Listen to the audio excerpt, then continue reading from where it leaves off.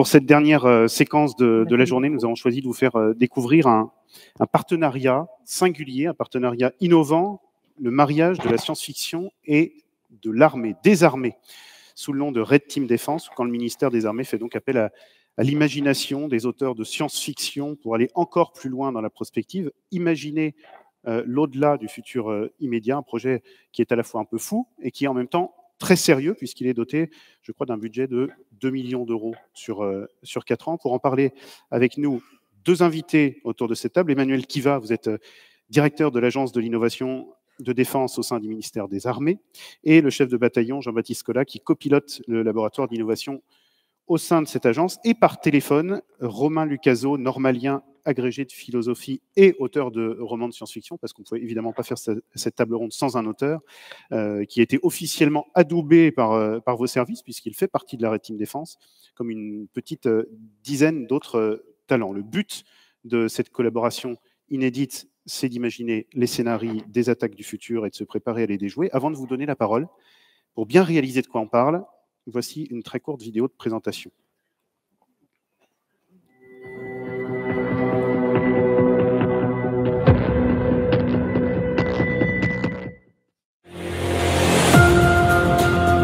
Les mutations de la guerre dans les années 2030-2040 amènent à maturité des évolutions tactiques et technologiques majeures. La saturation des champs de bataille par des drones s'accompagne de l'utilisation plus meurtrière encore de projectiles hypervéloces. Ces engins, capables d'atteindre des vitesses vertigineuses, redéfinissent les règles du combat. Ils constituent une épée de Damoclès permanente. Afin de s'en protéger, les belligérants développent des dispositifs de défense sophistiqués dans lesquels systèmes de détection et de protection s'entremêlent. À la fin des années 40, ce réseau de technologie a un nom, l'hyperforteresse. Tout cela a cependant un coût. Ces solutions de défense sont trop énergivores pour être mobiles et la prééminence de la guerre de mouvement est remise en cause. C'est dans ce contexte qu'en 2037, après une longue période d'instabilité, l'impérieuse cité de Troie voit arriver au pouvoir un groupe d'officiers nationalistes. Face à cette menace, les Ioniens et les Thraces se réarment, avec l'appui de Carthage, qui investit lourdement dans son programme Salammbô, visant à doter la frontière orientale de l'Europe d'un réseau impénétrable d'hyperforteresses. En 2043, l'avancée des troupes troyennes, d'abord victorieuses, permet d'enfoncer un coin entre les armées ioniennes et thraces. Sur mer, les Troyens réussissent à percer l'hyperbouclier du vaisseau amiral carthaginois, le général Hasdrubal. Assoiffés de revanche, Ioniens et Thraces décident en 2046 de lancer une contre-offensive qui se brise sur le réseau d'hyperforteresses troyennes. Sur la ligne de front, un no man's land se forme. En 2047, le conflit est gelé et une guerre d'usure menace.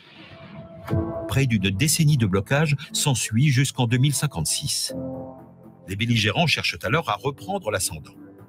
Les Troyens mènent des campagnes de cyberattaques et de sabotage, cherchent à infiltrer des combattants dans les zones sécurisées des hyperforteresses et lancent des opérations spéciales depuis la mer. Leur énergie se concentre sur un point stratégique, l'hyperforteresse de Dionysopolis, au sud du pont Euxin. Décidant de jouer leur va-tout, les Troyens font exploser dans la haute atmosphère une arme nucléaire rustique. L'effet désiré est une impulsion électromagnétique qui ébranle le dispositif de défense thrace. Face au risque de désintégration du front, Carthage, forte de sa supériorité aérienne, navale et spatiale, vole au secours de ses alliés.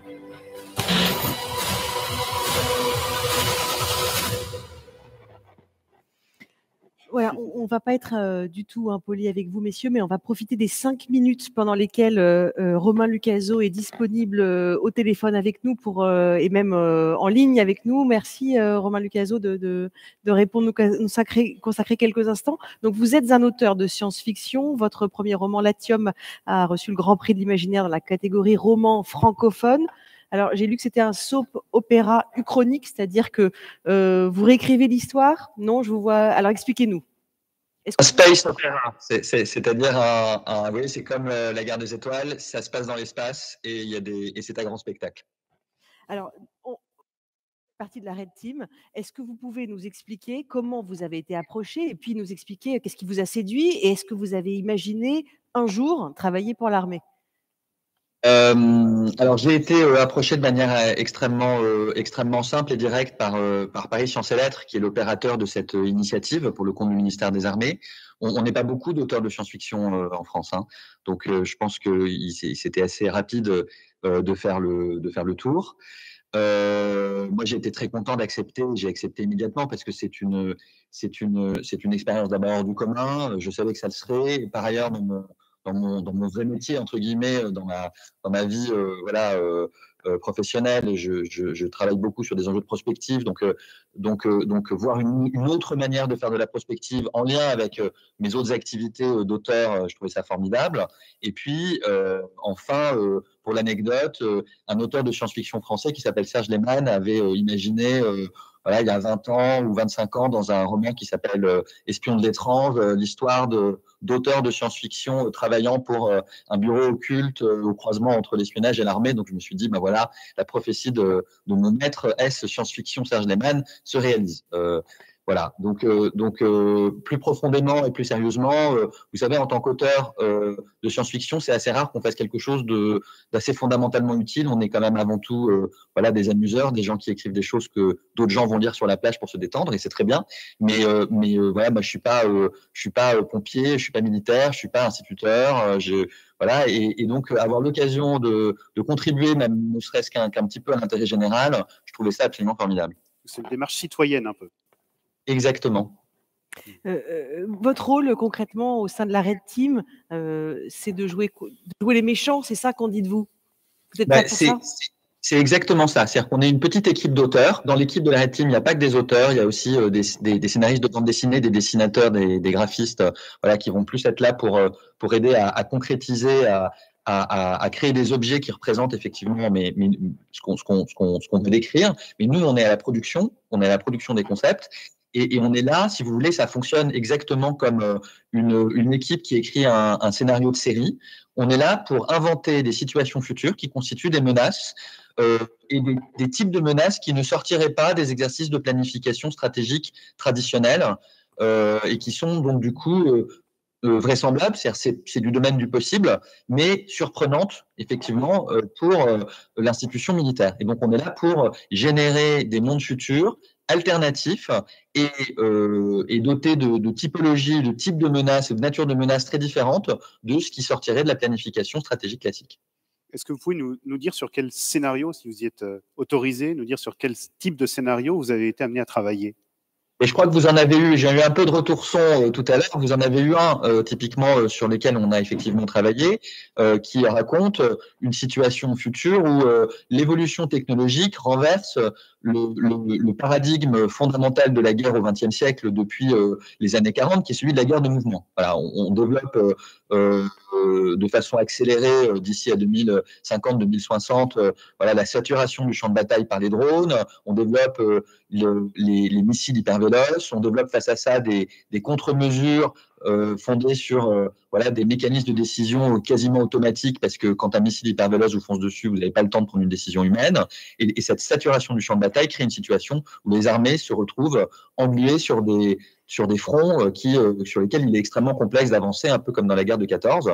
Et donc, ça remet au centre du jeu des choses qui sont peut-être un peu moins centrales aujourd'hui, c'est-à-dire la ruse, c'est-à-dire la déstabilisation de l'adversaire, etc. Et donc, on est vraiment là voilà, pour construire effectivement des situations, des menaces qui sont différentes de celles qu'on observe aujourd'hui, de celles qu'on connaît historiquement, de celles qu'on peut prévoir pour créer effectivement de l'effet de surprise. Autre exemple, dans notre saison 0, qui était aussi, il y avait aussi des éléments publics, on a inventé une nation pirate sous forme d'une gigantesque ville ou d'une gigantesque nation flottante sur l'Atlantique qui aurait coupé les amarres avec la terre ferme. Quand vous êtes en conflit maritime avec un autre pays, aujourd'hui ou dans le passé, il y a toujours une base terrestre, quoi. Enfin, une nation entièrement maritime, ça n'existe pas. Mais avec un certain nombre d'évolutions technologiques et sociologiques, on peut imaginer le développement effectivement de ce type de menace qui fonctionnerait selon des règles complètement différentes de tout ce qu'on a vu jusqu'ici. C'est ce genre de choses qu'on essaye de construire pour, d'une certaine manière, pardonnez-moi l'anglicisme, challenger l'armée française dans la manière dont elle prévoit effectivement l'avenir. Je ne sais pas, est-ce que vous avez le temps pour une dernière question? Oui, absolument. Oui, ma question, c'est comment est-ce que vous trouvez l'inspiration? Est-ce que vous vous documentez? Enfin, ça vient d'où tout ça, tout ce qu'il y a dans votre tête? C'est vraiment un travail où il y a beaucoup de rationnel. Il y a un peu d'imagination et il y a un peu de trucs et astuces de l'auteur de science-fiction, hein, je vous l'avoue aussi. On a des ficelles, mais c'est fondamentalement un travail rationnel. C'est-à-dire que on part d'une thématique, on fait des séances de créativité où on ouvre les chakras à 360 degrés, on va chercher des choses impossibles. Alors pour l'anecdote, je vais vous donner un exemple de ça. Quand on avait décidé de travailler sur les nouveaux pirates, on s'était dit, tiens, on n'a qu'à mettre des pirates dans l'espace. Et là, on est allé voir des experts. C'est la deuxième étape. Et là, on fait plein d'entretiens avec des experts, des scientifiques. On se documente. On leur pose des questions auxquelles ils n'ont pas l'habitude de répondre. Et si il existait des gens qui vivaient entièrement sur l'eau, comment ils feraient pour se nourrir? On a posé cette question à un spécialiste de la pisciculture.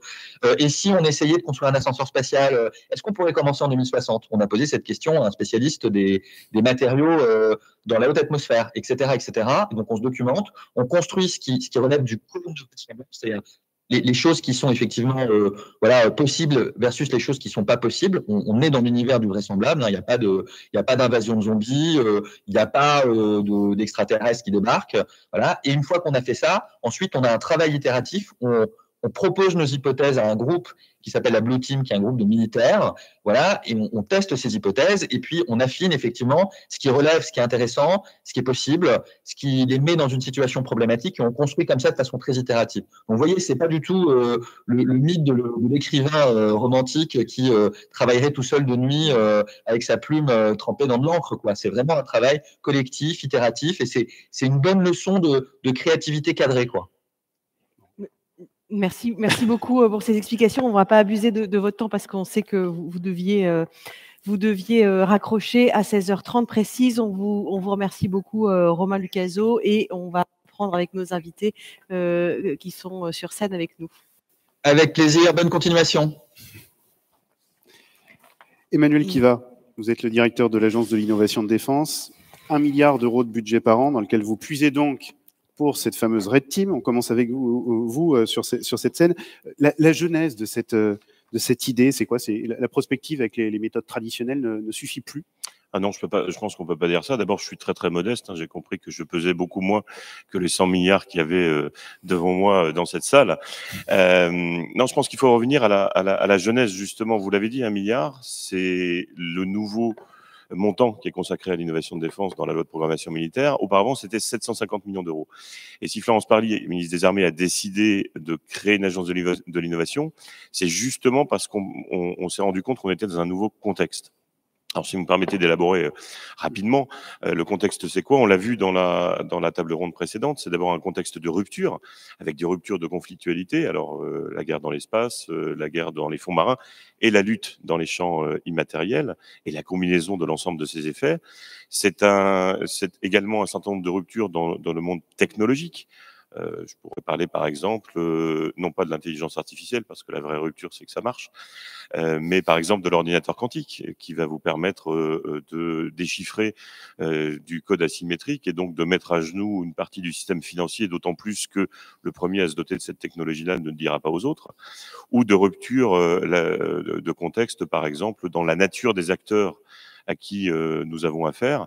Je rappellerai que, par exemple, le budget de la recherche d'un acteur comme Huawei ou Alphabet, c'est au-delà de 20 milliards d'euros par an, ce qui est plus que le budget de la défense d'un État comme Israël. Et donc, face à tout ça, on s'est dit, il faut d'abord s'organiser, et il faut des ruptures d'approche, puisque dans nos missions, il y a bien entendu l'orientation, le pilotage de l'innovation, il y a également le fait d'aller chercher dans le civil ce qui peut être utilisé, sachant que c'est à double tranchant, puisque l'innovation civile peut également être disponible à nos adversaires, et puis il y a se projeter et voir plus loin. Et là, il y a un problème. Un problème parce que si je demande à un ingénieur de la DGA ou si je demande à un militaire, désolé Jean-Baptiste, mais c'était pas totalement canonique, de me dire c'est quoi la guerre de demain, c'est quoi la guerre en 2060, c'est quoi les ruptures technologiques. On a fait l'expérience, hein. On nous dit souvent, les ruptures technologiques, ça va être les drones, l'intelligence artificielle, les voitures volantes. Et c'est déjà là. Et donc, on a cette espèce de mur de l'imaginaire qui fait qu'on est tellement inféodé à notre manière de penser et aux sciences et aux technologies actuelles, on est saturé de sciences et technologies, on n'arrive pas à se projeter. Et donc, pour être totalement transparent sur la jeunesse, j'ai une femme qui est passionnée de science-fiction qui m'a emmené à un festival qui s'appelle Les Utopiales à Nantes, qui est un festival totalement passionnant. Et là, on a vu de la science-fiction avec de la science dedans et des gens qui étaient capables de créativité et de penser en dehors du cadre. Et c'est là qu'on s'est dit, tiens, finalement, on pourrait s'appuyer sur ce type de compétences pour ouvrir les portes d'un monde qu'on ne souhaite pas, mais auquel il convient néanmoins de se préparer. Et au départ, donc il y a 3 ans, ce projet, quand il a été lancé, il a été, pris au sérieux ou on vous regardait comme ça, d'un air, gentiment moqueur? Enfin, parce que c'est quand même très innovant au sein du ministère des Armées. C'est ma mission. Les deux. Oui, ça tombe bien. Les deux. Tout de suite, on a eu le soutien de la ministre, du cabinet de la ministre, des hautes autorités militaires qui ont compris qu'il y avait peut-être une porte à explorer et surtout que le but, c'était pas de remplacer la prospective traditionnelle. Il y a des gens qui font très bien de la prospective, notamment à ce que nous, on appelle l'horizon capacitaire. Donc, effectivement, à l'horizon 2030-2035, on voit à peu près ce qui risque de se passer, mais ensuite, il y a un grand flou.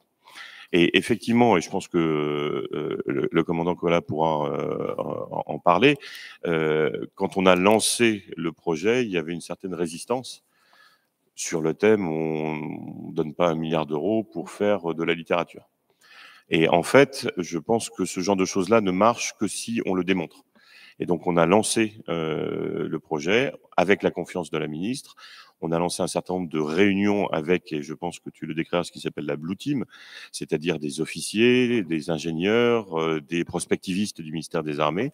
Et c'est finalement en voyant la manière dont on était capable d'organiser la réflexion, parce que je rappelle que il suffit pas de mettre 10 auteurs ou 15 auteurs dans une salle et de penser qu'il va sortir quelque chose. Il faut quand même une méthodologie. Que finalement, les gens se sont rendus compte que c'était une démarche sérieuse, que ça n'était pas de la communication. Et d'ailleurs, on pourra le dire tout à l'heure, mais il y a des retombées très concrètes aujourd'hui, et que finalement, ce projet a plutôt suscité un engouement. Aujourd'hui, il y a beaucoup de gens qui souhaitent rejoindre cette démarche-là. La Red Team, ce sont des auteurs, on l'a vu, mais il y a aussi, quoi, des scénaristes, des Il y a des scénaristes, dessinateurs. des dessinateurs, oui, effectivement. Comment vous allez les chercher, les recruter? Il y a plusieurs filtres, on imagine? Alors, on a fait un appel à candidature, tout simplement, en même temps qu'on faisait un appel à projet pour pouvoir avoir l'opérateur de la Red Team. Et on a été assez surpris. On a lancé un appel à cette communauté d'auteurs qu'on connaissait pas bien. Est-ce que vous êtes d'accord pour aider votre pays? Est-ce que vous êtes d'accord pour travailler avec l'armée? Ce qui n'est pas évident. Est-ce que vous êtes d'accord pour nous aider? Et on a eu, sauf erreur, 1200 candidatures, dont 600 exploitables. Je garde dans un petit tiroir les 600 autres, il y a des choses assez drôles dedans. Mais 600 exploitables, c'est énorme. Il n'y a pas énormément d'auteurs de science-fiction. Et là, on a eu la chance, d'abord le luxe de pouvoir les choisir et d'avoir des auteurs de premier rang. Et donc, Romain Lucaso, Laurent Genefort, qui est un auteur qui a publié une 60aine de livres de science-fiction, François Scuten, qui est un dessinateur qui a dessiné Les Cités Obscures, qui a dessiné l'un des Blake et Mortimer, dont chaque dessin vaut plusieurs dizaines de milliers d'euros, mais qui travaille quasiment bénévolement pour nous. Eh bien, ils sont venus pour l'intérêt du projet et pour le fait de pouvoir servir. Et ça, je trouve que c'est assez admirable. Et ils sont venus au ministère, concrètement? Est-ce que tu veux prendre le relais sur la méthode, peut-être? Oui, si tu veux. Le commandant Collat étant le chef de projet de la Alors, expliquez-nous, commandant Collat, comment ça s'est passé? Alors, en effet, la première étape, ça a été de dire, si on veut faire travailler des auteurs de science-fiction sur de la matière militaire, ce qu'ils ne connaissaient pas du tout, on va leur donner accès à des documents que le commun des mortels, entre guillemets, n'a pas accès. Donc on les a tous habilités secret défense. Et ça, en soi, c'était une révolution au sein du ministère des Armées, de dire on va prendre des auteurs de science-fiction et on va les habiliter secret défense.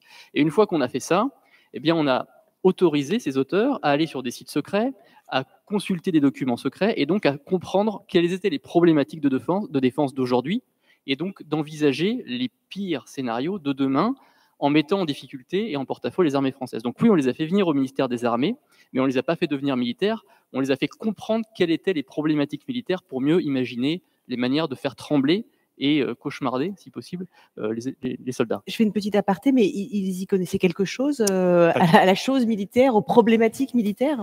Pas du tout, et c'était d'ailleurs assez intéressant parce que d'abord, ils confondaient l'armée, la police. L'armée, elle était là pour réprimer les révoltes sur le sol national. Et donc, c'était très intéressant d'avoir d'abord un indicateur de cette manière dont les armées étaient perçues, dont la police était perçue aussi, et de pouvoir ensuite, j'allais dire, leur donner la vérité des prix en leur expliquant quelles étaient vraiment les activités des uns et des autres. Donc, on a véritablement pris cette population et on leur a fait subir un cours de rattrapage accéléré, prodigué quand même par des généraux, qui leur ont expliqué la dissuasion nucléaire, qui leur ont expliqué le rôle de l'armée, qui leur ont expliqué ce que c'était qu'un sous-marin nucléaire, ce que c'était que une base terrestre, etc., etc. Et je trouve que c'était un échange qui a été aussi profitable pour les auteurs eux-mêmes que pour les forces avec lesquelles ils étaient en présence. Quand vous les habilitez, secret défense, quand vous les faites rentrer à votre manière dans votre cercle de confiance, pour reprendre une expression, il y a un criblage, il y a un gros travail en amont? Alors, on va pas se mentir, oui. Oui, on n'est quand même pas naïf. Il n'y a pas eu de difficulté d'ailleurs dans l'équipe, d'autant que c'est une équipe dans laquelle j'ai parlé de François Scuiten, François est belge. Mais il peut tout à fait être habilité secret défense à partir du besoin d'en connaître qu'il a aujourd'hui. Et il y a eu un criblage qui a été réalisé par la DRSD, par les services de la défense, qui n'a pas posé de problème particulier. Il y a quand même une population qui était réticente dans l'ensemble de la population de la science-fiction. On a même eu quelques pétitions contre nous parce qu'on était accusés de dévoyer l'art pour semer la mort, je cite. Oui, ce qui montre bien aussi dans l'inconscient collectif, les forces armées, la sécurité, la police, c'est pas toujours très facile de communiquer autour de ça, mais dans l'équipe qui avait été retenue, il n'y a eu aucun problème particulier. Est-ce qu'on peut rentrer un petit peu avec vous, commandant Collat, dans le détail de quelques-uns de ces scénarios? On a diffusé tout à l'heure le scénario de l'hyperforteresse, donc ce sont des armements hyper véloces. Il y a aussi un scénario qui s'intitule Chronique d'une mort culturelle annoncée, où les communautés se sont structurées en safe sphere et où en fait l'armée va devoir procéder à des évacuations. Est-ce que vous pouvez nous raconter un petit peu? Alors, tout à fait. Alors, une partie des scénarios de la Red Team est publiée et rendue publique par la ministre des Armées, Florence Parly. La volonté de rendre public ces scénarios, c'est d'une part montrer le travail des auteurs et puis deuxièmement, de permettre à la société civile de s'approprier des problématiques de défense desquelles ils étaient peut-être un petit peu éloignés. Et sur Chronique d'une mort culturelle annoncée, en fait, nos auteurs ont eu... certes, ils imaginent à 2030-2060, mais ils n'ont eu que 6 mois d'avance sur Facebook, qui a annoncé Meta quelques mois plus tard. Donc, qu'est-ce que c'est Chronique d'une mort culturelle annoncée? C'est le fait que demain, chacun vit dans une réalité alternative, numérique, et ne se renforce que par les croyances ou ses orientations. Donc typiquement, si je suis fan du PSG et que j'arrive à Marseille, je ne vois pas les boutiques de l'Olympique marseillais et donc je ne suis pas embêté ni pollué par d'autres problématiques sportives. Si jamais je ne mange pas de viande et je suis végane, ce qui n'est pas vrai pour ma part, eh bien évidemment, je ne verrai pas les bouchers, je ne verrai pas tous les magasins qui pourraient venir m'embêter dans mes croyances, dans mes opinions. Et donc ces safe spheres, elles enferment petit à petit les citoyens et surtout elles permettent à ces citoyens d'avoir accès à une banque, une assurance, du conseil personnalisé, voire même un emploi. Et donc on s'aperçoit qu'il y a une déconnexion totale des réalités et du monde des citoyens vis-à-vis des institutions. Et quand les armées françaises doivent intervenir pour évacuer des ressortissants dans un pays étranger, eh bien, ils ont la plus grande difficulté pour communiquer avec ces personnes. Et surtout, on s'aperçoit que ces safe spheres sont utilisés par des pays en termes d'ingérence pour à la fois manipuler les opinions et puis créer une défiance vis-à-vis justement des soldats français qui sont venus pourtant aider les populations locales. Et ça, c'est l'un des scénarios qui a été rendu public. Alors justement, vous avez évoqué l'idée de les rendre publics pour mettre en valeur les auteurs, mais qui décide et sur quels critères on décide de rendre tel scénario public? Et j'imagine que vous les caviardez un tout petit peu, sinon c'est trop facile. Alors, les auteurs étant habilités, les thématiques et les scénarios sont gardés confidentiels et secrets jusqu'au moment où on les présente aux autorités militaires et à la ministre. C'est la ministre qui décide de déclassifier toute une partie de ces scénarios qui, de toute manière, doivent subir une certaine adaptation pour pouvoir être communiqués au grand public. C'est pour ça que quand vous avez vu tout à l'heure la vidéo, on parle de 3, on parle de... voilà. pour préserver un certain nombre de susceptibilités, mais aussi parce que dans certains scénarios, d'abord, on dévoile nos centres d'intérêt, et on n'a pas forcément envie de dévoiler cela, ou on peut inspirer nos adversaires, et ça, c'est quelque chose qu'on cherche à éviter. Et donc, il y a toujours deux versions d'un même scénario, une version qui restera secret défense et une version qui est adaptée pour être communiquée au grand public. On aurait pu poser la question à Romain Lucaso, il n'est plus avec nous, mais est-ce qu'un auteur qui publie ou qui écrit quelque chose qui n'est pas publié, il n'y a pas de frustration chez eux? Ah, mais justement, ça va être publié et c'est publié. Et pas Je sais tous. pas si tu veux, pas tous, mais pas tout surtout. De toute manière, chaque année, il va y avoir, on a déjà sorti un certain nombre de communications autour de la Red Team. Je pense qu'on peut annoncer le fait que bientôt il y avoir un livre grand public qui va sortir. Alors, il aurait dû sortir, mais il y a une pénurie de papier en ce moment, donc on n'a pas pu le sortir. Visiblement, il y a des pénuries de tout. C'est l'ANSSI qui a tout pris avec son livre. Je le crains. Qui s'appelle Ces guerres qui nous attendent, aux éditions Équateur. Les Équateurs. Les Équateurs, voilà. Et qui sera publié au mois de janvier. Et d'ailleurs, le produit de cette publication, pour une part, est reversé aux auteurs, au projet, et nourrit également les œuvres du ministère des Armées. En un mot, quand même, après la Red Team, il y a la Blue Team, ceux qui doivent un petit peu mettre en musique, enfin, qui doivent s'adapter justement à ce que les auteurs de la Red Team ont imaginé. Il paraît qu'il y a embouteillage, finalement, que la Blue Team a aussi beaucoup de succès. Ah oui, alors on aime beaucoup les couleurs au ministère. Il y a même une Purple Team, une White Team, une Black Team. Alors pourquoi tant de couleurs? Eh bien parce que évidemment la Red Team en soi, elle est là pour imaginer les pires menaces, mais elle a besoin à la fois d'avoir une courroie de transmission au sein du ministère des Armées, parce que ce n'est pas produire du scénario pour produire du scénario, c'est produire du scénario pour demain penser la guerre différemment et surtout pouvoir y répondre. Et donc comment on y répond? En impliquant l'ensemble des acteurs de la préparation de l'avenir du ministère des Armées, et donc que ce soit un ingénieur de la Direction générale de l'armement, un militaire de l'état-major des armées ou un chercheur de la Direction générale des relations internationales et de la stratégie, eh bien on a des gens qui sont convaincus que les travaux sur lesquels ils doivent intervenir demain, eh bien, ils doivent dès à présent les mettre dans le cycle de préparation de l'avenir. Et donc, en ayant cet écosystème qui a été créé en miroir de la Red Team, on a évidemment un cercle vertueux, puisque les menaces imaginées sont analysées, et celles qui sont jugées comme les plus pertinentes et les plus dangereuses pour le ministère des Armées se transforment en projets. Et nos auteurs sont également associés à des chercheurs. Et c'est pour ça qu'on a été chercher un opérateur qui est une des grandes universités françaises, qui est Paris Sciences et Lettres. C'est que nos auteurs, quand demain ils inventent un ascenseur spatial ou qu'ils inventent une nation sur l'eau, eh bien ils vont aller demander à un expert de la pisciculture, par exemple, comment est-ce que je nourris une ville avec 100 000 habitants sur l'eau, ou comment je fais des câbles de carbone qui font 36 000 km de long. Et donc ça, eh bien ils ont besoin de s'entourer de gens qui vont crédibiliser leur scénario, puisque en face d'eux, ils ont des professionnels du secteur de la guerre, ils ont des militaires, et il ne s'agit pas de leur raconter n'importe quoi. Je crois que vous et avez donc, il y a un embouteillage, effectivement, pour répondre à la question. Aujourd'hui, on a beaucoup plus d'officiers, d'ingénieurs, de prospectivistes qui veulent rentrer dans la Blue Team que de places disponibles. C'est signe que les petites moqueries gentilles du début, on est passé à autre chose. Maintenant, vous êtes pris au sérieux en interne. Alors, non seulement on est pris au sérieux et on est passé à autre chose, mais ça donne des résultats concrets.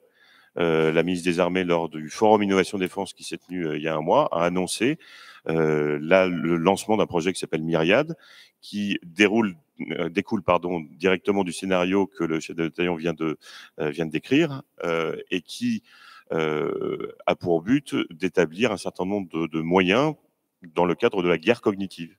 La lutte cognitive, le contrôle de l'influence, ce genre de choses-là. Et ça, c'est un projet qui est classifié, donc on ne va pas vous en parler beaucoup, mais qui est un projet concret, qui montre que le travail de la Red Team, c'est pas de la communication, c'est aussi de la communication. C'est important de le faire savoir, mais c'est surtout des projets concrets qui peuvent être lancés dès aujourd'hui pour éviter de subir les menaces que l'on voit poindre si on ne fait rien. C'est vraiment la prévention de la surprise stratégique. Est-ce qu'en publiant ces travaux et en communiquant aussi quelque part dessus, vous avez un petit peu derrière la tête l'idée d'intéresser éventuellement des industriels de la défense au contenu? De toute manière, oui, on vit dans un écosystème avec les industriels de la défense, les industriels hors défense également. Et tous les projets qu'on va lancer, nous, on n'est pas industriels, donc il va falloir des industriels qui travaillent avec nous pour nous permettre d'établir des plateformes informatiques, pour nous permettre d'établir un certain nombre de technologies. Et évidemment, je vais pas, bon, je vous rassure, on fait pas le sabre laser, ça, on a vu que c'était pas possible. On fait des armes laser, par contre, mais on n'a pas besoin des auteurs de science-fiction pour ça. Mais oui, on a besoin de communiquer et communiquer vis-à-vis de la sphère industrielle, économique, des acteurs civils dans le monde de la défense et hors défense est absolument indispensable. Vous parliez du projet, enfin la saison 2 de la Red Team est avancée, il va y avoir ce livre qui sortira quand il y aura du papier. Comment est-ce que les auteurs sont payés quand il y a ces livres-là? C'est une question assez terre à terre, mais... Alors, ils sont défrayés, c'est-à-dire qu'on les prend en charge à 100%, hein, quand il s'agit de les emmener sur une base aérienne ou une base navale, évidemment, on les emmène tous dans un car ou dans un train, et c'est la joyeuse colonie de vacances, mais qui doit réfléchir très sérieusement aux menaces de la France. Et puis, eh bien, ils sont traités comme des consultants, en fait, comme des enseignants-chercheurs même, puisqu'ils sont intégrés au cycle des travaux de l'Université Paris Sciences et Lettres. Et c'est pour ça aussi qu'on a été chercher un opérateur de la recherche, parce que mettez 10 auteurs dans une même pièce, non préparés, et vous allez voir qu'à la fin, ça va être une guerre réelle entre eux, voire il y aura des morts. Et donc, l'idée, c'était de dire comment est-ce qu'on fait travailler ensemble des auteurs de science-fiction qui, forcément, ont tous des aspirations différentes, et comment est-ce qu'on les met dans un environnement favorable à la créativité et aux imaginaires, eh bien en les faisant travailler comme des chercheurs. Et donc ça, c'est vraiment été la partie très importante de la construction et de la structuration du programme, c'est les faire travailler en bonne intelligence et de manière collective, et c'est comme ça, aujourd'hui, qu'on arrive à faire avancer, à sortir les scénarios que vous avez pu voir. À une émulation, alors l'émulation, visiblement, elle a débordé des murs de la Red Team, puisque le CDSE, en la personne de Stéphane Voland, toque à la porte. Voilà, ils vous font poser cette question. Est-ce qu'il y aurait une petite place pour les directeurs de sécurité des entreprises au sein de la Red Team? Je pense que de toute manière, échanger sur ce type d'approche un petit peu innovante, sur les bonnes pratiques et avoir des gens qui sont au contact de ce que on parlait tout à l'heure, tu appelais ça la guerre liquide, j'ai trouvé ça très bon. C'est le fait qu'il y a un véritable continuum aujourd'hui entre défense et sécurité, entre les menaces militaires conventionnelles et la problématique de la sécurité dans tous ses aspects. Il est clair qu'il n'y a plus aucune opération militaire qui ne s'accompagne d'une opération de déstabilisation dans les champs immatériels, que ce soit de la cyber, que ce soit de la lutte contre les manipulations d'informations. Et donc, oui, je pense qu'il est tout à fait envisageable de pouvoir établir des cercles de réflexion entre nous avec une contribution utile de vous tous qui connaissez ces problématiques-là beaucoup mieux que nous, qui est au contact de la vie réelle, de la vie économique, de la vie technologique, sans laquelle une nation ne peut pas fonctionner. Et donc ça peut tout à fait être intéressant et éclairant vis-à-vis de l'approche qu'on cherche à mettre en place. Je crois qu'il est au premier rang, qu'il a parfaitement reçu le message. Et on vous remercie d'avoir accepté cette invitation et de nous avoir parlé de la Red Team. C'était passionnant.